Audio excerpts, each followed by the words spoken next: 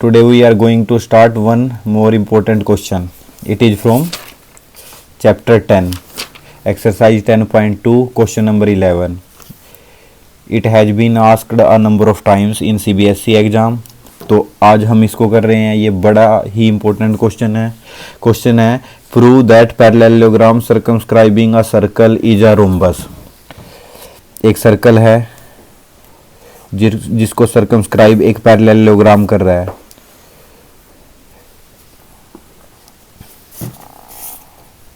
Late A B C D, ये क्या है? एक पैरेललोग्राम है जो किसको सर्कमस्क्राइब कर रहा है? एक सर्कल को सर्कमस्क्राइब कर रहा है।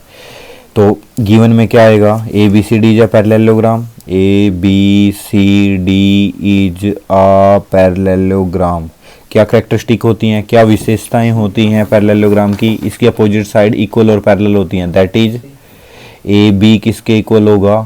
सी डी के, एंड ए डी किसके इक्वल होगा? बी सी के। अपोजिट साइड इक्वल होती हैं पैरेललोग्राम की। ए बी डी सी के इक्वल होगा और ए डी किसके इक्वल होगा? बी सी के। टू प्रूव, इसको क्या प्रूव करना है हमें? रोम्बस। रोम्बस की सभी साइड्स इक्वल होती है, means I need to prove A B को किसके इक्वल प्रूव करना है? बी सी के। बी सी को किसके इक्वल प्रूव करना है? सी डी के। सी डी को किसके इक्वल प्रूव करना है? डी ए के। हमें इसको एक पैरेललोग्राम से क्या प्रूव करना है कि ये एक रोम्बस है। क्या डिफरेंस है इन दोनों में? पैरेललोग्राम की सिर्फ अपोजिट साइड इक्वल होती हैं, बट रोम्बस की सभी साइड्स इक्वल होती हैं। Okay, this is your point of contact. ये भी आपका पॉइंट ऑफ कॉन्टैक्ट है। टेंजेंट ये पॉइंट ऑफ कॉन्टैक्ट है, ये पॉइंट ऑफ कॉन्टैक्ट है। Let it is P, it is Q, it is R and it is S. इन point of contact को के नाम हमने पी क्यू आर एस दे दिए। एक चीज़ हमें जो प्रीवियस नॉलेज है इस क्वेश्चन से को करने से पहले हमें ये पता होना चाहिए कि मान लो एक आपके पास सर्कल है, कोई भी बाहर एक्सटर्नल पॉइंट है। एक्सटर्नल पॉइंट से हम कितनी मैक्सिमम टेंजेंट ड्रॉ कर सकते हैं? 2। मान लो ये P है, P से एक पी ए टेंजेंट ड्रॉ होगी और एक P से पी बी टेंजेंट ड्रॉ होगी, और इन दो टेंजेंट की लेंथ हमेशा इक्वल होती है। पी ए हमेशा इक्वल होता है किसके? पी बी के। ये हमें पता होना चाहिए कि किसी एक्सटर्नल पॉइंट से जो लेंथ ऑफ टेंजेंट है वो क्या होती हैं? इक्वल होती हैं। Okay, proof. Now proof. तो यहाँ पर एक्सटर्नल पॉइंट कितने हैं हमारे पास? एक तो D है एक्सटर्नल पॉइंट, एक C है हमारे पास एक्सटर्नल पॉइंट, एक B है एक्सटर्नल पॉइंट और एक A है external point. One by one हम सभी को डिस्कस करते हैं। पहले D से शुरू करते हैं। तो डी आर इक्वल्स टू होगा किसके? डी क्यू के। Why D R D Q के इक्वल होगा क्योंकि D एक्सटर्नल पॉइंट है, इससे एक टेंजेंट डी आर ड्रॉ की और एक डी क्यू ड्रॉ की। और मैंने अभी सिखाया आपसे कि किसी एक्सटर्नल पॉइंट से जो सर्कल पर टेंजेंट ड्रॉ की जाती है उनकी लेंथ इक्वल होती है। तो it is your equation number first, और रीजन लिख देना कि length of tangent drawn from an external point to a circle are equal. Now अब C एक्सटर्नल पॉइंट पर आते हैं। इससे भी दो टेंजेंट है, एक सी आर है और एक सी एस है। ये जरूर ध्यान रखना, इस साइड आर है तो आपको इस साइड आर ही लेना है। सी आर किसके इक्वल होगा? सी एस के। This is your equation number second, और रीजन वही रहेगा। अब थर्ड एक्सटर्नल पॉइंट लेते हैं B। इससे भी दो टेंजेंट ड्रॉ कर रखी है, एक बी एस कर रखी है, एक बी पी कर रखी है। ये ध्यान रखना, एस इस साइड है तो आपको बी एस यही लिखना है इसी साइड, राइट हैंड साइड में, और दूसरी कौन सी है? बी पी है। तो this is your equation number third, reason वही रहेगा। Length of tangent drawn from an external point to a circle are equal.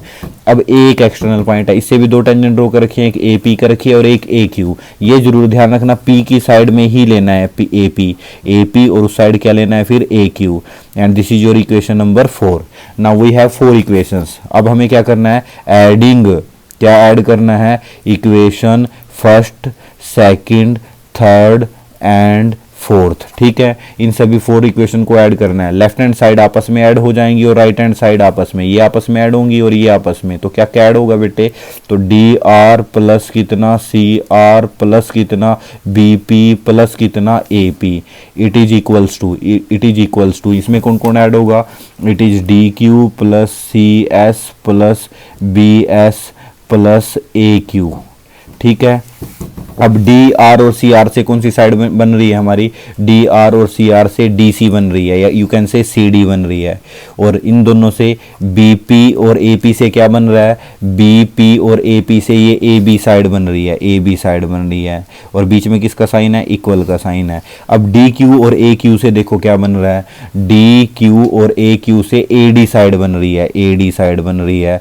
Plus अब बताओ सी एस और बी एस से कौन बन रहा है? सी एस और बी एस से BC साइड बन रही है, BC साइड बन रही है। यहाँ तक हो गया। अब जहां AB है वहां पर CD लिखा जा सकता है। वाई? क्योंकि ये पैरेललोग्राम तो गिवन है और पैरेललोग्राम की अपोजिट साइड इक्वल है, और ये मैंने लिख भी रखा है जहां ABM है वहां CD लिख सकता हूं। तो CD के प्लेस पे तो CD रहेगा, बट AB के प्लेस पे भी हम CD लिख सकते हैं इक्वल्स टू। अब AD तो AD रहेगा और BC के प्लेस पर भी हम AD लिख सकते हैं। ये देखो BC के प्लेस पे भी हम क्या लिख सकते हैं, AD। तो क्या हो गया अब, CD plus CD it is twice of CD, और ये क्या हो गया, AD plus AD twice of AD। ठीक है, 2 से 2 क्या हो गया, कैंसल। तो यहाँ क्या रह गया, CD, और यहाँ क्या रह गया, AD। ठीक है, तो CD किसके इक्वल हो गया, यहाँ से CD किसके इक्वल हो गया, AD के इक्वल हो गया। ठीक है, CD AD के इक्वल हो गया, और अपोजिट साइड के ये CD और AD आपस में इक्वल हो गए, और पैरेललोग्राम की वजह से अपोजिट साइड वैसे इक्वल थी। CD किसके इक्वल हो गया, AD के, बट ये पैरेललोग्राम था तो CD AB के इक्वल था, और AD किसके इक्वल था, BC के। इट मीन सारी साइड्स इक्वल होगी। तो what does it mean, it means कि ये क्या बन गया, सो ABCD जो ये क्वाड्रिलेटरल है is a rhombus, hence proved.